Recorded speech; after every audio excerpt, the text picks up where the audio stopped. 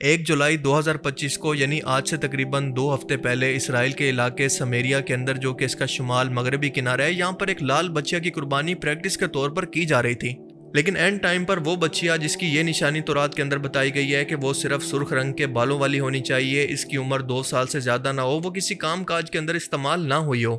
ان تمام نشانیوں کے مطابق اس لال بچیا کو یہاں پر لایا گیا تھا، لیکن اینڈ ٹائم پر انسپیکشن کے دوران اس کے جسم کے اندر 2 کالے بال موجود ہونے کی وجہ سے اس کو جلا دیا گیا. اور اس کی ویڈیو اسرائیلی 7 اسرائیل نیوز چینل نے خود رپورٹ بھی کی.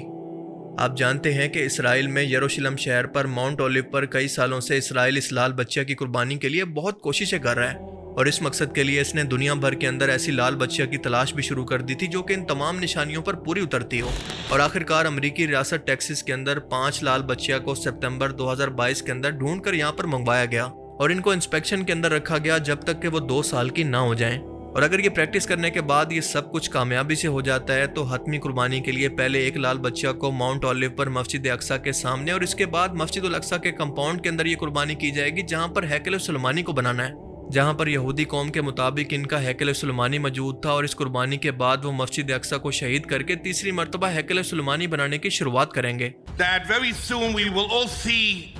the building of the third temple in Jerusalem. The table of showbread is ready. The menorah is ready.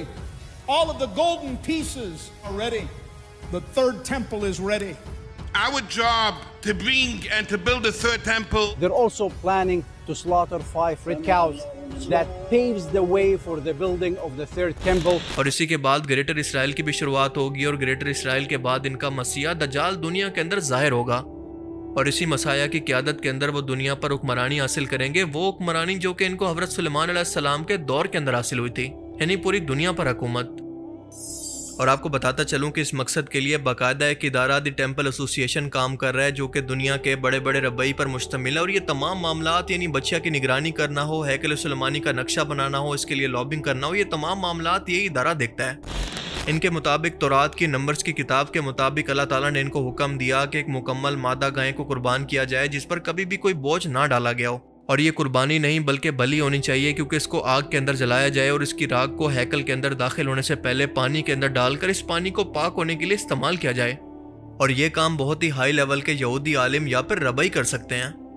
مسلمانوں کے لیے قرآن و حدیث کے اندر براہ راست طور پر ریڈ آئیفر کی قربانی کا ذکر نہیں ہے، لیکن سورہ البقرہ کی آیت 67 کے اندر بنی اسرائیل اور گائے کی قربانی کا واقعہ موجود ہے، جس میں اللہ تعالیٰ موسیٰ علیہ السلام سے ایک خاص قسم کی گائے کی قربانی کا مطالبہ کرتے ہیں جس کی نشانیاں وہی بیان کی جاتی ہیں جو کہ یہ یہودی عالم بیان کرتے ہیں. اور اسی وجہ سے مفسرین کے مطابق یہ واقعہ اسی قربانی کے پس منظر سے بہت ملتا جلتا ہے. اب صورتحال یہ ہے کہ ٹیکسس سے لائی گئی 5 بچیاں میں سے 2 تو اسی طرح سے ریجیکٹ ہو چکی ہیں اور 3 کو اسرائیل کے نیگیو ڈیزرٹ کے اندر ایک خفیہ مقام پر رکھا گیا ہے تاکہ ان کی انسپیکشن ہو سکے، بہتر طور پر ان کی حفاظت اور ان کی نگرانی کی جا سکے. اور حال ہی میں پریکٹس کے لیے بلی کے طور پر جس بچیا کو جلایا گیا وہ دراصل انہی میں سے ایک ریجیکٹڈ بچیا تھی، یعنی دوسرے نمبر والی. اور خاص طور پر اس ٹائم کے اندر یہ ریہرسل کرنے کا مقصد یہ ہے کہ اسرائیل کو لگتا ہے کہ اس وقت سب سے زیادہ سازگار وقت ہے اور موقع ہے، کیونکہ کوئی بھی مسلم ملک آپس کے اندر متحد نہیں ہے، سب کو اپنی اپنی فکر ہے، اپنے اقتدار جانے کا خوف ہے، اور ان کی اتنی حیثیت نہیں ہے کہ اسرائیل اور امریکہ کے سامنے کھڑے ہو سکیں. آپ ذرا گریٹر اسرائیل کے نقشے کو دیکھیں تو آپ کو اندازہ ہوگا کہ عراق کے اندر جہاں پر خانہ جنگی کروا کر اس کی طاقت کو توڑ دیا گیا ہے، تو آج یہاں پر ایک پولیٹیکل مرکزی حکومت تو موجود ہے، لیکن ساتھ ساتھ کرد حکومت اور پراکسیز کا بھی کنٹرول ہے. اور عراق جو کہ عرب دنیا کی ایک طاقتور فوجی تیل سے مالا مال اور متحد قوم تھی، اس کی تباہی کی وجہ سے مڈل ایسٹ کے اندر طاقت کا توازن بگڑ گیا. اور آج بھی یہاں پر شیعہ سنی فسادات کو جان بوجھ کر ہوا دی جا رہی ہے موساد اور CIA کے ذریعے. اور اسرائیل کی طرف سے الاقصیٰ پر حالیہ حملے یا پھر پابندیاں بھی اسی وجہ سے کی جا رہی ہیں. اور اس کے علاوہ آپ نے خبروں میں سنا ہوگا کہ ٹیمپل ماؤنٹ پر ابھی یہودیوں کو عبادت کرنے کی اجازت بھی دی گئی ہے، اور وہ بھی ان کے فوجیوں کی نگرانی کے اندر. اب اس کے بعد شام کی طرف دیکھیں تو یہاں پر اس کی حکومت کا تختہ الٹ دیا گیا ہے، یہاں پر اپنی کٹ پتلی حکومت بٹھا دی گئی ہے، اور اس کی گولان ہائٹس پر تو پہلے سے اسرائیل کا قبضہ ہے. پھر لیبیا کو دیکھیں تو معمر قذافی کو خانہ جنگی کروا کر مروا دیا گیا، تو آج لیبیا بھی تباہ ہو چکا ہے، جبکہ سعودی عربیہ کو اسلامی طاقت سے ہٹانے کے لیے اور پوری دنیا کے مسلمانوں کو اس سے متنفر کرنے کے لیے یہاں پر میوزیکل کنسرٹ اور ویسٹرن کلچر کو امریکہ کے دباؤ کی وجہ سے بڑھایا جا رہا ہے. ابراہیم اکارڈز کے بعد سعودی عربیہ پر دباؤ بڑھ رہا ہے کہ وہ اسرائیل کو تسلیم کرے، جس کی مثال آپ دیکھ سکتے ہیں کہ حالیہ ٹرمپ کے سعودی دورے کے دوران ٹرمپ نے یہ کہا کہ اگر محمد بن سلمان اسرائیل کو تسلیم کر لیتا ہے تو یہ میرے لیے بہت آنر کی بات ہوگی. اور آگے سے محمد بن سلمان بس مسکرا کر خاموش ہو گیا۔ اور اس کے علاوہ سعودی عربیہ کو یمن جنگ کے اندر گھسیٹ کر اور خشوگی جیسے معاملات کے اندر پھنسا کر عالمی سطح پر سعودیہ کی ساکھ کو بھی متاثر کیا جا رہا ہے۔ اب کل ملا کر سعودی عربیہ کی صورتحال یہ ہے کہ یہ اپنے معاملات کے اندر الجھا ہوا ہے، اور اس کے علاوہ ہم جانتے ہیں کہ سیاسی اور عسکری طور پر بھی یہ امریکہ اور باقی ملکوں پر ڈیپینڈنٹ ہے۔ اب اردن کی طرف آئیں تو فلسطینی پناہ گزینوں کے بوجھ کی وجہ سے اردن اقتصادی طور پر کمزور ہو چکا ہے اور آج اسرائیل کا سب سے بڑا اتحادی ہے۔ آپ کو یاد ہوگا کہ ایران کی طرف سے اسرائیل پر کیے جانے والے حملوں کو روکنے والا واحد اسلامی ملک دراصل اردن ہی تھا۔ اور موجودہ مصر کی بات کریں تو آپ سبھی لوگ جانتے ہیں کہ پولیٹیکل طور پر یا پھر اکانومیکل طور پر یہ اتنا کمزور ہو چکا ہے کہ اسرائیل اور امریکہ کا سامنا کبھی نہیں کر سکتا۔ اور اس تمام صورتحال کو دیکھ کر اسرائیل کا گریٹر اسرائیل کے لیے نعرہ یعنی فرام دا نائل یعنی مصر سے لے کر یوفریٹس یا عراق کے دریائے فرات تک تمام کا تمام علاقہ ہمارے کنٹرول میں ہوگا، یعنی مصر، اردن، سعودی عربیہ، شام، عراق، حتیٰ کہ مدینہ تک کے علاقے گریٹر اسرائیل کے نقشے کے اندر شامل ہوتے ہیں۔ اور اس وقت اسرائیل کے مطابق ان کے لیے حالات بالکل پرفیکٹ ہیں، اور اسی لیے یہ تیاریاں اتنی تیزی سے ہو رہی ہیں۔ اب ایران کیونکہ اس نقشے کے اندر شامل نہیں ہے تو اسرائیل کو اس کی کوئی فکر نہیں، بس یہ فکر ہے کہ یہ اپنی پراکسیز کے ذریعے اس کو پریشان نہ کرے۔ 1 جولائی 2025 کو ہونے والی یہ قربانی ایک خفیہ مقام پر کی گئی تاکہ مسلم دنیا کی طرف سے ہونے والے احتجاج یا پھر سیاسی دباؤ سے بچا جا سکے۔ حالانکہ یہ ایک اصل قربانی نہیں تھی بلکہ ایک پریکٹس یا پھر ریہرسل تھی تاکہ اگر مستقبل کے اندر اصل قربانی کی اجازت ملے تو تمام تیاریاں پہلے سے مکمل ہوں۔ اب اس کا مطلب یہ ہے کہ اسرائیل کے مطابق یہ ٹائم اب بہت جلد آنے والا ہے، بس ان کو صحیح موقع کا انتظار ہے۔ اب اس تمام سینیریو کو ذہن میں رکھ کر آپ سوچیں کہ اگر آپ کو یہ قربانی کرنی ہوتی تو آپ سب سے پہلے کیا کرتے؟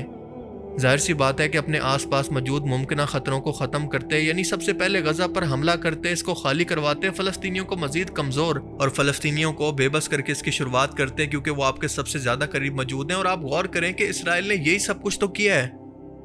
اور پھر اس کو مزید ایک سٹیپ آگے لے جاتے ہوئے حال ہی میں سیریا یعنی شام کے اندر ان کے پریزیڈنٹ بلڈنگ پر اسرائیل نے حملہ کیا، جہاں پر لائیو نیوز رپورٹنگ کے دوران یہ منظر کیپچر کیا گیا۔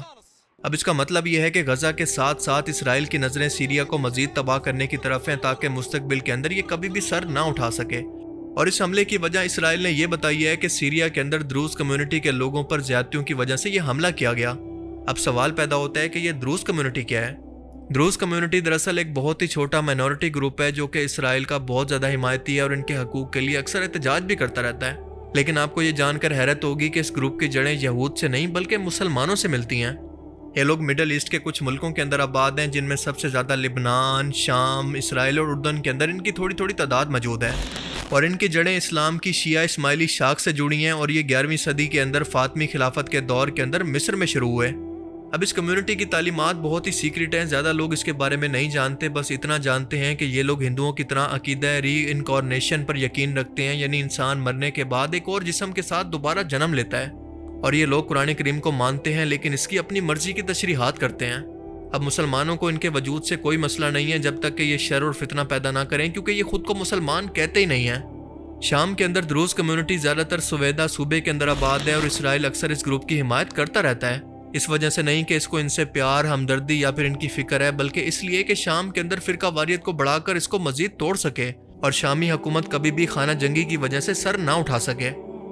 آپ کو یاد ہوگا کہ کچھ ہی مہینے پہلے جب شام کے اندر بشار الاسد کی حکومت کا تختہ الٹا گیا تو شام کے اندر موجود بہت سارے ڈیفنس ایکوپمنٹ کو اسرائیل نے اپنے بمبار طیاروں کی تباہی سے تباہ کر دیا۔ پر اس وقت بھی ہم دیکھ سکتے ہیں کہ اسرائیل شام کی اس حکومت سے پھر بھی گھبرایا ہوا ہے۔ اب سوال یہ پیدا ہوتا ہے کہ شام کو اتنا کمزور کرنے کے باوجود بھی آخر اسرائیل کو اس سے کس بات کا خطرہ ہے؟ اب اس کا جواب ہے کہ ایران کی پروکسیز خصوصاً حزب اللہ اور سنی پروکسیز جیسا کہ حماس کی موجودگی کی وجہ سے، اور اس کی یہ کوشش ہے کہ سیریا کو مزید خانہ جنگی یا پھر ڈیوائڈ اینڈ رول کے ذریعے پہلے اس کو بمباری کر کے تباہ کرے اور اس کے بعد اس کا حال بھی غزہ جیسا کر دے، اور اس کے بعد اس کو گریٹر اسرائیل کے اندر شامل کر دے۔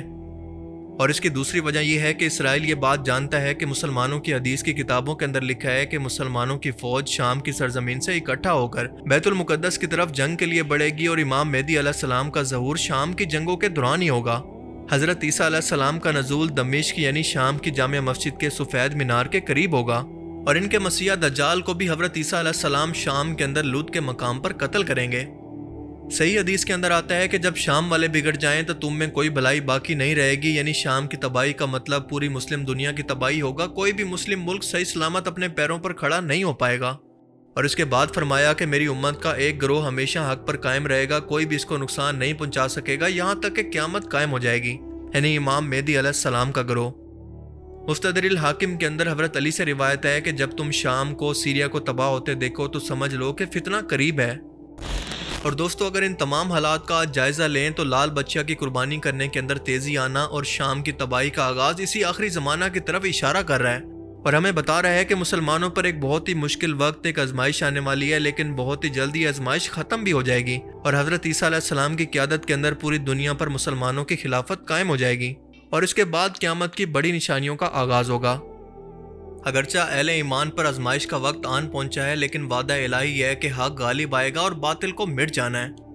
کیونکہ اللہ پاک خود فرماتا ہے کہ ہر مشکل کے بعد، ہر آزمائش کے بعد آسانی ہے۔ اللہ تعالیٰ سے دعا ہے کہ وہ ہمیں سمجھنے کی اور نیک عمل کرنے کی توفیق عطا فرمائے، آمین۔